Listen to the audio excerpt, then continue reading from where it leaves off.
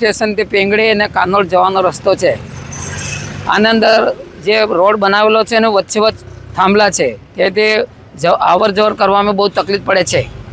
જો રાતે તો બિલકુલ દેખાતું જ નથી, એને લીધે અકસ્માત થવાની શક્યતા છે. આ બેદરકારી કોન્ટ્રાક્ટર રાખેલી છે.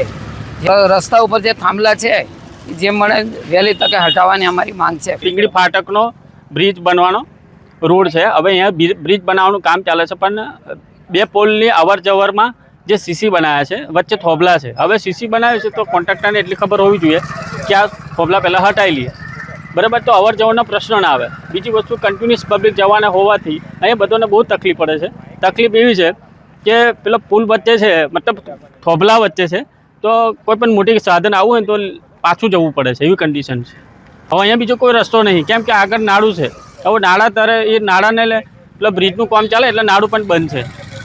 બ્રિજ પુલ હટાવ્યા વગર આ સીસી બનાવ્યો છે, તો કોન્ટ્રાક્ટર પર કાયદેસરની કાર્યવાહી થવી જોઈએ. એમપીસીસી દ્વારા અત્રેની કચેરીએ અરજી કરવામાં આવેલી હતી, જેના આધારે ડેલોર સ્ટેશનથી પિંગળી ગામની વચ્ચે ફાટક પાસે બ્રિજ બનાવી રહ્યા છે.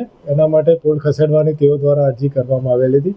અરજી કર્યાથી તાત્કાલિક અમારા દ્વારા તેઓની સાથે જોઈન્ટ સર્વે કરેલો હતો, પરંતુ લાઈન લાંબી હોવાથી જોઈન્ટ સર્વે બી અમારે 2-3 વાર એક જગ્યાએ કરવો પડે એમ હતો. એના માટે એન્ક્રોચમેન્ટ ROW ઇસ્યુ આવતા હતા, જેને દૂર કરવા માટે જોઈન્ટ સર્વે કરેલો હતો આશરે 15 દિવસ પહેલાં.